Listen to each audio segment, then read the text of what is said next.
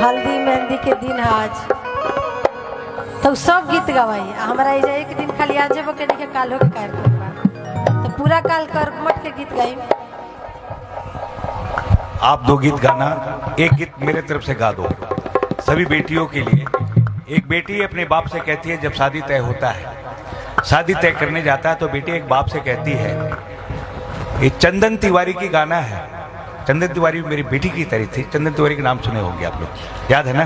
चंदन तिवारी के गाना है, याद तो नहीं है कि बोल ज्यादा, लेकिन कहती है बेटी अपने बाप से, बाबूजी हो जन कटी है नीमुआ के पेड़, निमिया है चिड़ैया के बसेरा।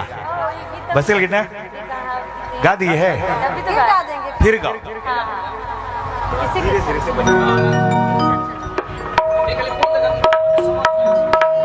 गीत खैर चाचा जी तो समझ गई बनी, हमरा लागत नहीं कि समझावे कि आप लोग की जरूरत बा, लेकिन फिर भी एगो बेटी अपना पापा से कहत रही जब एगो इसे काल दीदी के विदाई हो जाई और काली चल जी है नानका घरे, हमने ये कह जला अनका दुआर तो चल जी हन, तो वह लड़के अपना पिता से कहत रही कि निमिया के डाढ़ कटवई हा जानी पापा हो,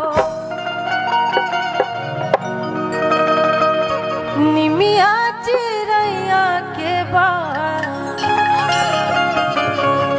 से रे पापा, निमिया के डाढ़ कटवई हा जानी पापा हो, निमिया के डाढ़ कटवई हा जानी पापा हो, निमिया चिड़ैया के बाढ़ से रे पापा, निमिया चिड़ैया के बाढ़ से रे पापा।